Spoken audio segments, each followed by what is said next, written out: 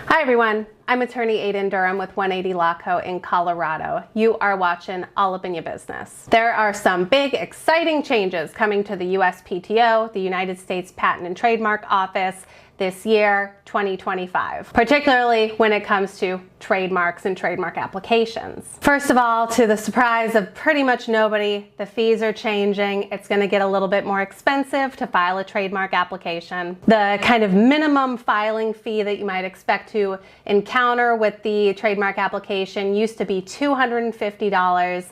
That is going to be increasing to at least $350, and then there's going to be opportunities for additional surcharges and additional fees. Those fee increases, those changes are going into effect on January 18th, 2025. So by the time this video goes live and is posted, those fees will be in effect. What will also be in effect, though, is a whole brand new application interface. They are doing away with the application that we have come to know and love and that I personally have gotten very used to. And they're introducing an entirely new application through the Trademark Center. So really, everything's changing. Everything's going to be different. And that new Trademark Center application is going to also be effective as of January 18th, 2025. Now, here's what's interesting. The Trademark Center, this application has been in beta for a while now, probably at least 6 months. I haven't looked at it, not even once. I'm not a big fan of change. I'm really used to the applications that we've been dealing with. You used to have to pick between TEAS Plus, TEAS Standard. I know exactly what to expect on every page of the application. There are no surprises. I haven't wanted to, venture into this new Trademark Center application, but I'm gonna have to do it now. I'm gonna have to figure it out and get used to it. So what I thought might be fun is if we have a look at it together right now. This is going to be my very first interaction, my first time looking at the new Trademark Center application. This will be my first impression, my blind reaction to it, a live unboxing of the Trademark Center application. And hopefully as we go through it together, you guys can start to get a little bit used to it as well, and we can kind of talk about it, talk about some of the things that might be interesting or difficult or easier. I think the idea behind this is it's supposed to be like more easy for people to use, a little bit more intuitive. We'll see. Before we get into all of that though, while I am a lawyer, I am not your lawyer. The stuff we cover in this video isn't going to be a substitute for actual legal advice. If you need help with any legal situation, you should consult with a lawyer who's licensed in your state. All right, I think that's enough. Let's get into it. Okay, so here we are at the USPTO website. Nothing too exciting or interesting here. Right, Trademark Center beta. So the Trademark Center currently is still in beta. By the time this goes live, I imagine this won't say beta anymore. It will be just the Trademark Center. How you navigate to it might change a little bit as well, since all of this other stuff is going away. And this application interface might change a little bit too by the time it goes live. It's in beta. They're probably going to be updating and changing stuff pretty regularly. All right, apply to register a trademark. That's what we want to do. Note about using beta release. Usage and feedback is important. Okay, cool, great. All right, so I'm assuming by the 18th, these options aren't going to be here because TEAS Plus, TEAS Standard are going away. We're not going to have that option anymore. It's going to be just like one application, and then depending on what we input for certain things, that's going to kind of determine if it's considered plus or standard and the fees. So this filing fee here, what would be TEAS Plus, that's going up to $350. And then what would be TEAS Standard, that's going to be going up too. We're just going to work with TEAS Plus for now. Attorney information. So you guys, unless you are an attorney, you won't have to input this. I'm already logged in under my attorney profile though, so I'm assuming it knows I'm an attorney. I'm going to fill this out. I don't need you guys knowing all of my attorney info though, so we're gonna skip through this real quick. All right, so once you've gotten through, you won't have to deal with the attorney information part. Now we're looking at the owner information. Who is the trademark owner? Adding owners. Owner one, are we in an individual or another entity? I'm going to pretend I'm applying for an application for my own, or a trademark for my own law firm. So we are going to be an entity. It's in the United States. What type of entity? It is a limited liability company. Owner name, Law Co. LLC. Organized in Colorado. Doing business or trading under a different name. Fine. Mailing address. So far, nothing is different really from the normal application, the previous application that I'm used to. It looks different. It's, I guess, a little bit, the font's bigger. The boxes where you enter the info is bigger, but what we're putting in there is exactly the same. I don't have any feelings on it one way or another, I guess. I don't like it or dislike it. Colorado 3. Domicile address. We don't need to put that in there. That's going to, mailing address is the same. Okay, that's a little different. So on the current application, you would have to uncheck a box if you were going to enter a domicile address. The domicile address, if your mailing address is like a P.O. box or a commercial mail receiving address, then they want a domicile address, which is going to be the actual physical location of the trademark owner. Usually, I mean, if you're working from home, if you run your business from home, that's going to be your home address. I'm not actually submitting this application though, so I'm not going to go through all of that. But on the previous application, you have to uncheck to put in that info. Now you have to actually check to confirm that the mailing address is the same. So that's interesting. .co.com. Oh, come on. All right, let's see that one. Leave out my telephone number. You guys can put your telephone numbers in. I guess you have to. URL. That's interesting too. You actually click that if you want to. I don't know that there's any benefit to including the owner's website on the application. The examining attorneys, like the USPTO, I don't think they look at it. They'll look at it in other situations if you include it on the application, but that's probably just more for like the general public's information. Okay, owner, all right. Cool, if you need to add an owner, I guess you click up here, add an owner. Total cost summary, that's nice that they add that. I just noticed that. And you can see where you are in the process. Okay. All right, so far nothing terribly different. Courtesy copies. Correspondence address. Would you like to send courtesy copies? No, don't need to do that. Okay. What is a trademark? All right, so they are, I guess, making this a little more user-friendly for pro se applicants that don't have lawyers, for people who aren't lawyers going through this. Giving a little bit more information about what is a trademark, what kind of trademark are you registering? Oh, that's nice. Okay, so they explain what a standard character is. They explain what a design mark is, other formats will be limited to this specific depiction of your mark. That's nice. Okay, let's do a standard character format. Did you search for your mark? Before applying, save time by searching our trademark database. Symbol, generally not part. Okay. All right, so they're definitely giving a little bit more just kind of general information throughout the application, which is nice. If you're not really familiar with what you're dealing with here, if you're not super familiar with what a trademark is, which is nice. Enter the exact wording of your trademark. Be sure this is what you are using or intend to use with your goods or services. You can't make material changes to the trademark after submitting your application.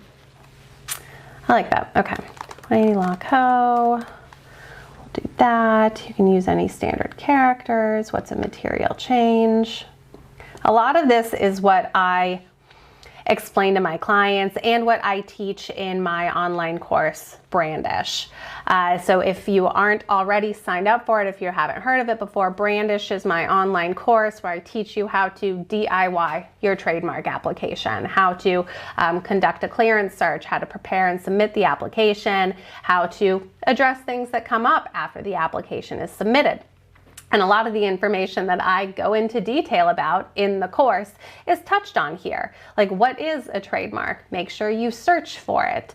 The wording needs to be what you're using in connection with the goods or services. You can't change it after you submit it.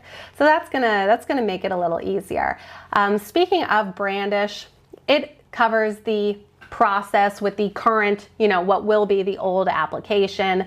I'm going to be making some updates to the course. Along with those updates, just like with the USPTO, the pricing is probably going to change for Brandish. So if you aren't already registered for my Brandish course, now might be the time to do it before I make those updates, because anyone who's already registered automatically gets access to any updates that I make to it. So you'll get the current pricing and then access to those updates, those new changes once I make them. So you can check out more. The URL is brandish.legal. I'll link to it down in the description too if you want to check out more about Brandish. All right, moving right along. What words need translation? Oh, okay, so we're doing this one at a time. All right, on the previous application where we would put in the trademark, there would be a section down below for miscellaneous information that you would have to click to expand the miscellaneous information. And now it looks like we are going through each of those potential miscellaneous informations one at a time. Does your mark contain any words in a language other than English? No. So giving more information. All right, I don't hate this. I mean, it is more time consuming. No name or likeness, none of that is included. That was it? Huh, that's interesting. No, it just asked for the translation, or if the trademark contains the name or likeness of a living individual. On that previous miscellaneous information, there was a lot more to it that we select. I wonder how we'll be able to get to that now. Mark information, name or likeness. Okay. Select the appropriate filing basis. Filing basis, choose your filing basis, add or review goods or services, upload supporting information. All right, and they explain what all of that is. Current use, intent to use, multiple filing basis. Cool. Okay. This is a little bit more user friendly. My mark is current use, so we're going to go 1A. There it is. That's what my trademark is right there. That's nice. Search the ID manual. So I think once the fees change and once all of this is officially launched and becomes, the only option for filling out this application, this portion here is going to be a little different because we're not going to have the TEAS Plus, TEAS Standard anymore. There might still be some option to select, but anyway, so here's where you type in, you search for the goods and services. This used to be a different kind of screen that it would take you to add goods or services. We'll see what happens after I type in something. Let's see, law services. Oh, okay, so it's not a separate screen. That's nice. It's all here. Let's try law services. Let's try legal services. Legal services, 45. Notes. Oh, okay. Advisory services, legal information, 10 per page. This is nice. We can expand that to be much bigger. I like this better than the previous, what it was before. This seems a little bit easier. You don't have to go to a different screen. Sort by description, action, add. You just click add. All right, doing legal services. And now it's showing me my fee. All right, if I added another, let's do educational videos. Distributions in the field of providing educational offered through online non-downloadable. Yeah, we'll go with okay. And that you just input right here. So this is a little different. I like this better. In the field of business law.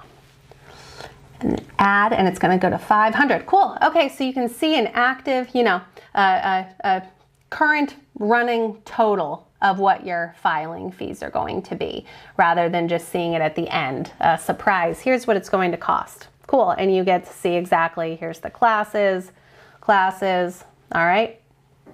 Order added, you can sort them. That'll be nice if you're dealing with a bunch of different classes of goods and services. So I'm just uploading a random document. I'm not actually submitting this application. So I'm just uploading a random document here, description, screenshot of applicant's website, date of first use. How about, okay, to type in that, all right. 101, 24, let's do that. URL, date of access, sure.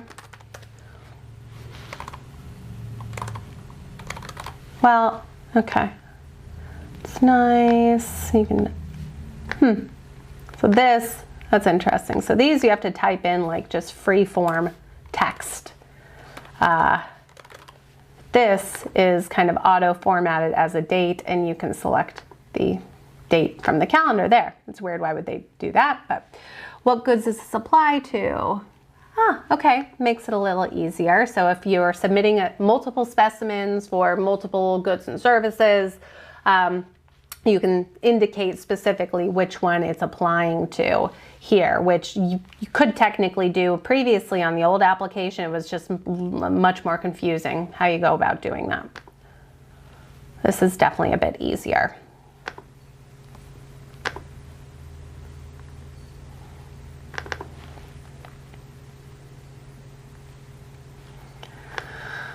All right, I would put the same thing there. I'm not going to bother here. 4.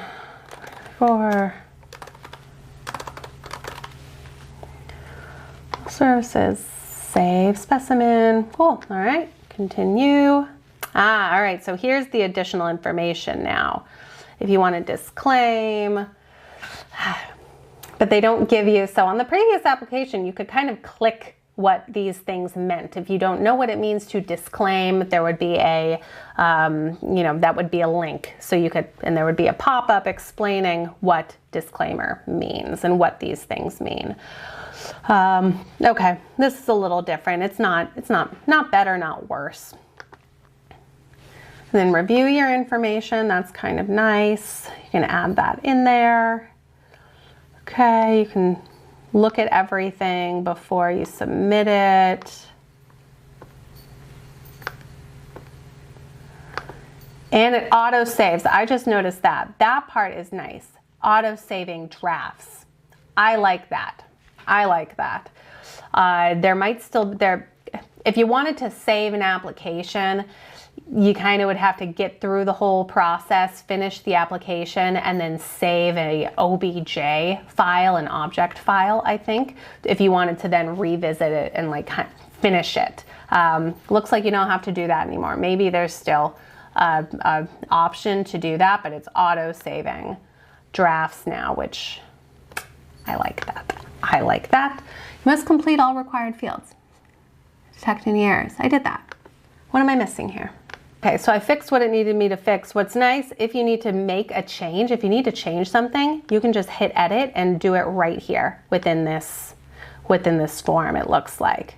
You don't have to like navigate back to a previous screen. That's cool. All right, signature, who can sign? We'll sign directly. This all looks pretty much the same. Download application preview, okay, that's cool. All right. So it looks different, but it's not, it's pretty much the same. It's just a different visually. It's a little easier to navigate.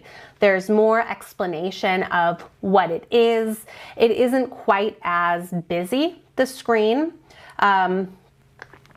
Bigger text, which is also, you know, always nice. I'm getting older. My eyesight is still, you know, sight like a fox, but eventually that will get worse. And so the bigger text is nice. All right, and then you go to pay. Okay, well, I don't hate it, you guys. I don't hate it. Overall, I'm pretty pleased with it. It's really easy to navigate. Lots of information, explanation of what the different input boxes are, what kind of information we need to provide. Easy to go back and forth between the pages. That auto saving of the draft is fantastic. Big fan of that. I think it is a little bit more intuitive, and it's probably going to be easier for non-lawyers to use, which I think was a big part of the USPTO's goal, what they were aiming to accomplish here. So overall, I'm a fan. Aiden approved. I don't expect that a lot of this is going to change after the 18th. So if you're looking at the application going through this after the 18th, I don't expect they're going to change much of it. Some of it probably will look a little different to reflect the changes in the fees and the TES Plus versus standard going away. But I would expect that what we just looked at together will be largely the same of what we'll continue to see once everything goes into effect on January 18th. That's all for this episode, folks. If you learned a thing or two, give me a thumbs up, won't you? Make sure you subscribe if you haven't already. Click that little bell so you get notified when I post a new video, and you can share this video with your friends and family if you want. That would be cool. Don't forget, if you want some extra help, extra hand-holding as you go through the application by yourself, check out my course Brandish, where you can learn how to DIY your trademark application without a lawyer. If you sign up for it before I update the course, you're going to get discounted fee, but you'll still get access to the updated content when I get to that. You can find all the information about Brandish down in the description. Thank you so much for watching. I'm Aiden Durham, and I'll see you next time.